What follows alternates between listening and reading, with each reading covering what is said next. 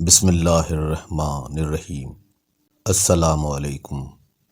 ایک شخص کا ایک بیٹا تھا، روز رات کو دیر سے آتا اور جب بھی اس سے باپ پوچھتا کہ بیٹا کہاں تھے تو جھٹ سے کہتا کہ دوست کے ساتھ تھا۔ ایک دن بیٹا جب بہت زیادہ دیر سے آیا تو باپ نے کہا کہ بیٹا آج ہم آپ کے دوست سے ملنا چاہتے ہیں۔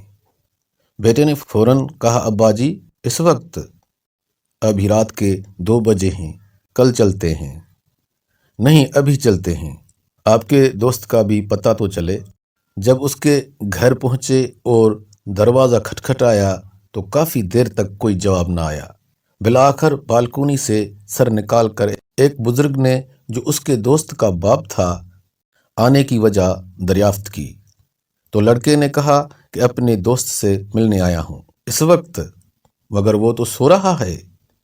چاچا آپ اس کو جگاؤ، مجھے اس سے ضروری کام ہے۔ مگر بہت دیر گزرنے کے بعد بھی یہی جواب آیا کہ صبح کو آ جانا، ابھی سونے دو۔ اب تو عزت کا معاملہ تھا تو اس نے ایمرجنسی اور اہم کام کا حوالہ دیا، مگر آنا تو درکنار، دیکھنا اور جھانکنا بھی گوارا نہ کیا۔ باپ نے بیٹے سے کہا کہ چلو اب میرے ایک دوست کے پاس چلتے ہیں جس کا نام خیر الدین ہے۔ دور سفر کرتے فجر کی اذانوں سے ذرا پہلے وہ اس گاؤں میں پہنچے اور خیر الدین کے گھر کا دروازہ کھٹکھٹایا، مگر جواب ندارد۔ بالآخر اس نے زور سے اپنا نام بتایا کہ میں اللہ ٹینو، مگر پھر بھی دروازہ ساکت اور کوئی حرکت نہیں۔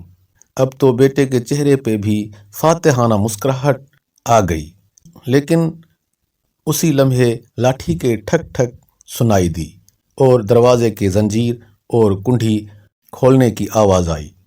ایک بوڑھا شخص برآمد ہوا جس نے لپٹ کر اپنے دوست کو گلے لگایا اور بولا کہ میرے دوست بہت معذرت، مجھے دیر اس لیے ہوئی کہ جب تم نے 27 سال بعد میرا دروازہ رات گئے کھٹکھٹایا تو مجھے لگا کہ کسی مصیبت میں ہو، اس لیے جمع پیسے نکالے کہ شاید پیسوں کی ضرورت ہے، پھر بیٹے کو اٹھایا کہ شاید بندے کی ضرورت ہے، پھر سوچا شاید فیصلے کے لیے پگ کی ضرورت ہو تو اسے بھی لایا ہوں۔ اب سب کچھ سامنے ہے، پہلے بتاؤ کہ کس چیز کی ضرورت ہے۔ یہ سن کر بیٹے کی آنکھوں سے آنسو آ گئے کہ ابا جی کتنا سمجھاتے تھے کہ بیٹا دوست وہ نہیں ہوتا جو رت جگوں میں ساتھ ہو، بلکہ وہ ہوتا ہے جو ایک آواز پر حق دوستی نبھانے آ جائے۔ آج بھی کئی نوجوان ایسی دوستیوں پہ اپنے والدین کو ناراض کرتے ہیں، باپ کے سامنے اکڑ جاتے ہیں۔